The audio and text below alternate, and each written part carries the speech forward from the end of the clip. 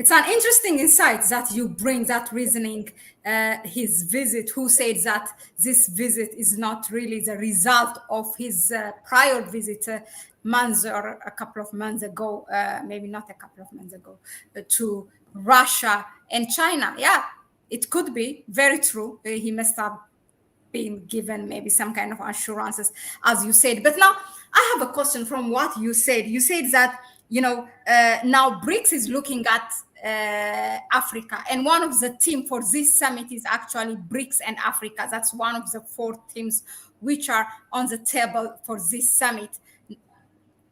Now his leadership, if it is his leadership that's needed, his consistency with his principle, then of course his leadership to impact the African countries, right?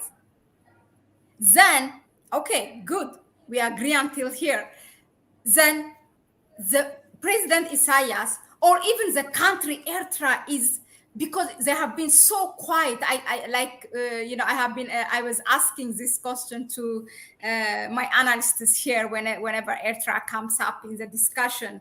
You have been so shy for long, like media shy, kind of, for long time, for more than 3 decades. And now what brings out the president now, meaning that was as a time when his visit in Russia and China. So my question is, he's barely known amongst the African nation. Even here, myself, when we discuss Eritrea, when Eritrea comes, into the discussion, people ask, like, we haven't heard about Eritrea. So why do they think he will have? I'm not underestimating him, definitely not.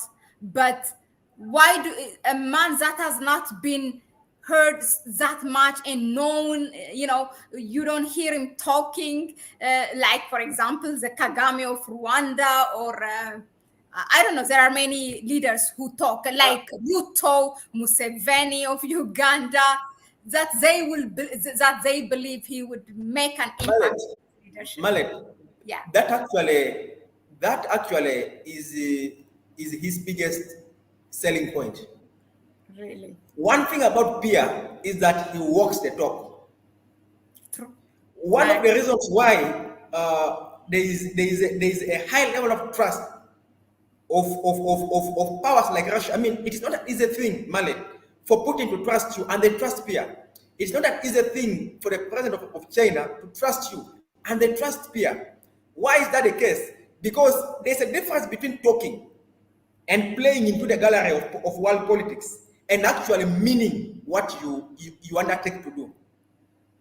And you talk about Kagame, you talk about President Museveni, you talk about other presidents who talk a lot. Sometimes they speak as, they really talk Pan-African.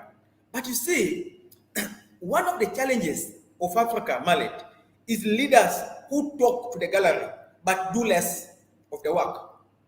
You see Ruto talking a lot, but his actions are contrary. You see Kagame talking about Pan-Africanism, and then the next day, is among those who want to send a force to Haiti, fellow Africans, to go and invade the country. That isn't Pan-Africanism. You hear Ruto speaking about Pan-Africanism, and he's sending Kenyan soldiers to Haiti to go and invade a fellow country on behalf, of the West. So this contradiction between what you say and what you do is why these leaders, are held in suspicion by countries who have even better intelligence, because China has better intelligence. They're able to tell that this one is just talking, but the fact is in bed with the West. That is you don't play with Russia. They have one of the best intelligence, the best intelligence infrastructure in the world. China, this is superpower. They know which leader just talks, and they know which leader keeps quiet and does it. Now, you are saying Pierre has been quiet over this. Even in Africa, anybody who has followed events, anybody who chooses to judge leaders by what they do, will tell you that he has very high respect for the president of Eritrea. It's not just about talking.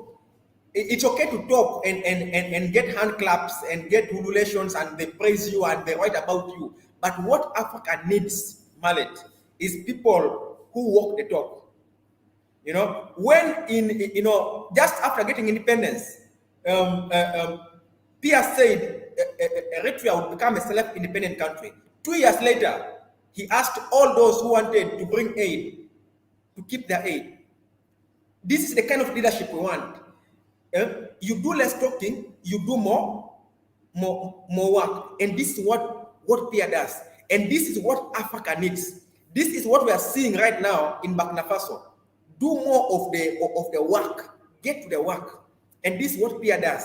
So it's not about saying that he has been quiet. Yes, he has been quiet, but he has been working.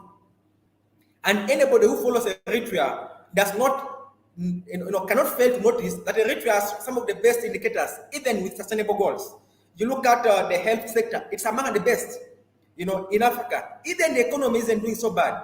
And when you look at the fact that it has been under sanctions for years, then you begin to appreciate that what has been done under those circumstances is massive, and that it's only a leader who does the work more than the talk who can achieve such a feat in any African country. So China knows this, Russia knows this, and let me tell you, Mahlet, China's problem with the so-called Pan-African presence in Africa is actually that the contradiction between what they say and what they do. Look at them.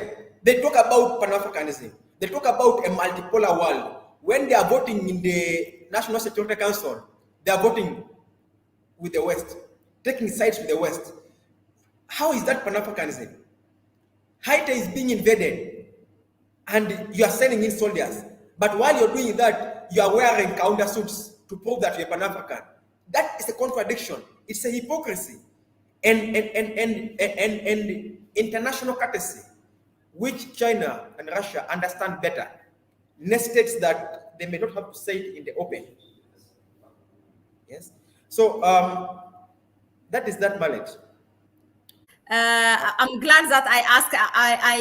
I said it clear. I'm not underestimating his leadership and what he's capable of, and then the diplomacy of Eritrea. They do a lot of things, but we just don't read it. It's not on media.